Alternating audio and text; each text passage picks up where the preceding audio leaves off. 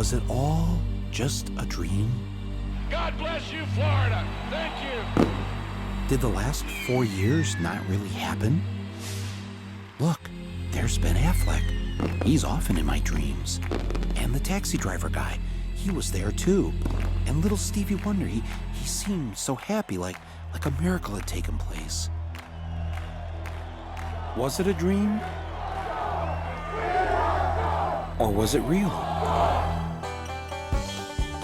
It was election night 2000, and everything seemed to be going as planned. In New York, Al Gore is our projected winner. The Garden State is green for Gore. We project that Mr. Gore is the winner in Delaware. This state has voted with the winner in Excuse me 1 second. I'm so sorry to interrupt you. Mike, you know I wouldn't do this if it weren't big.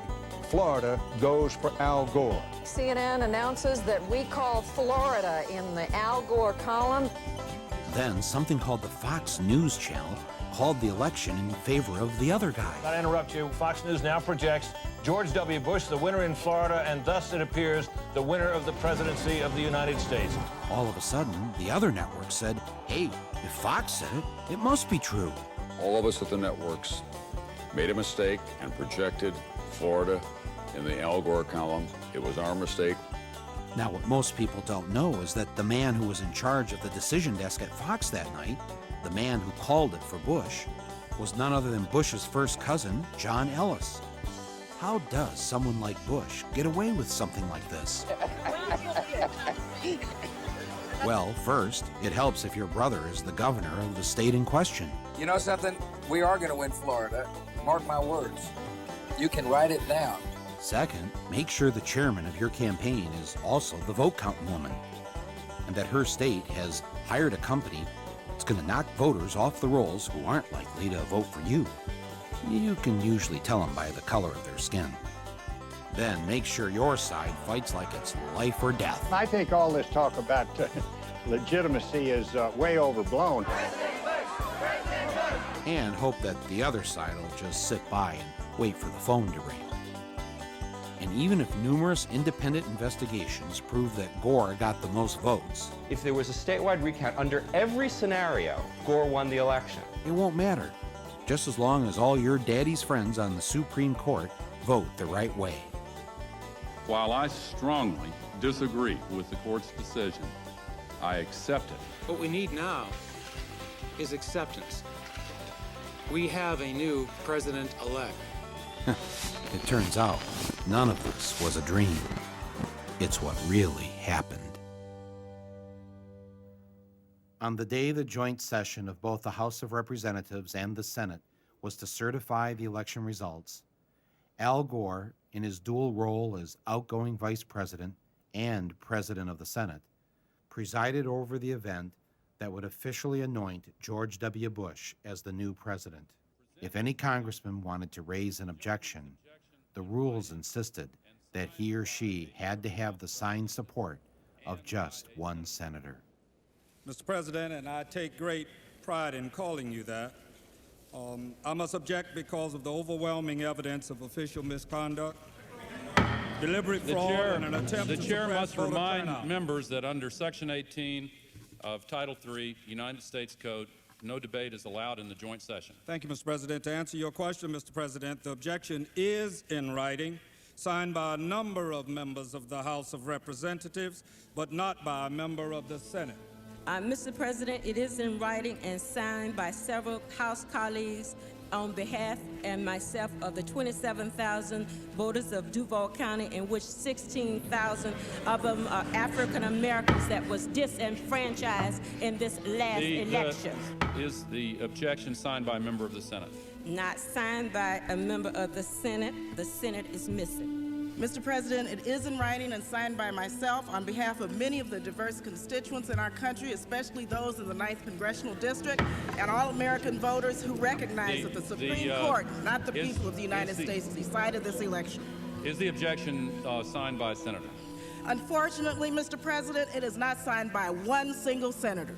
Unfortunately, I have no authority over the United States Senate, and no senator has signed. Mr. President, it is in writing and signed by myself and several of my constituents from Florida. A senator is needed, but missing. Is the objection in writing and signed by a member of the House and a senator. The objection is in writing, and I don't care that it is not signed by a member of the Senate. The chair will advise that the rules do care, and the signature of the senator. Not a single senator came to the aid of the African Americans in Congress. One after another, they were told to sit down and shut up. And it's a sad day in America, Mr. President, when we can't find a senator to sign objections. The gentleman will suspend. Won't sign objections, Mr. President. The gentleman will suspend. Inauguration coverage, 2001, on a nasty but it could be worse kind of day in Washington. Where do we want justice? Where do we want it? Down!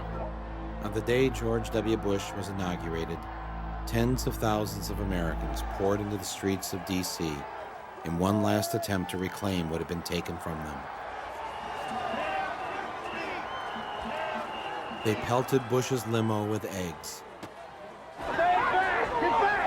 and brought the inauguration parade to a halt. The plan to have Bush get out of the limo for the traditional walk to the White House was scrapped. Bush's limo hit the gas to prevent an even larger riot. No president had ever witnessed such a thing on his inauguration day.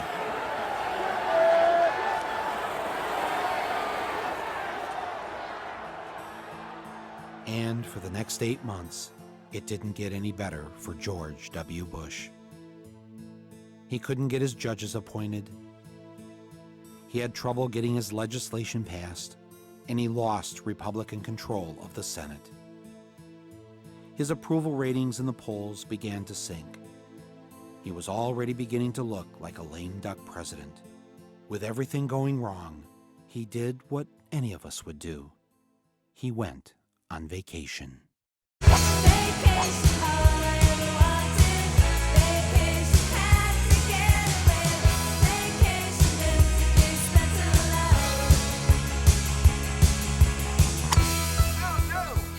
In his first 8 months in office before September 11th, George W. Bush was on vacation, according to the Washington Post, 42% of the time.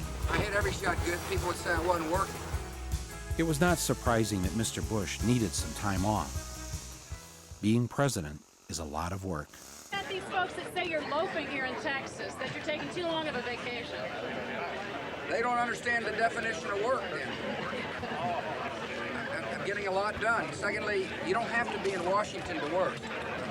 It's amazing what can happen with telephones and faxes. Thank you so much. And just a destiny of Yeah. What are you doing the rest of the day? Karen Hughes is coming over. We're working on some things. And she'll be over here. We're working on a few things, a few matters. I'm working on some initiatives. You'll see. I mean, there'll be some decisions that I will have made while I'm here, and we'll be announcing them as time goes on. The first time I met him, he had some good advice for me. Governor Bush, it's Michael Moore. Behave yourself, will you? Don't find real work. And work was something he knew a lot about. Anybody want some grits? Relaxing at Camp David, yachting off Kennebunkport. How you doing? Or being a cowboy on the ranch in Texas. I love the nature. I love to get in the pickup truck with my dogs. Oh, hi. George Bush spent the rest of August at the ranch, where life was less complicated. Armadillo loved to dig the soil looking for bugs. And so I went out there the other day, and there was Barney buried in his hole, chasing an armadillo. It was a summer to remember. And when it was over, he left Texas for his second favorite place. On September 10th, he joined his brother in Florida, where they looked at files and met important Floridians. He went to sleep that night in a bed made with fine French linens.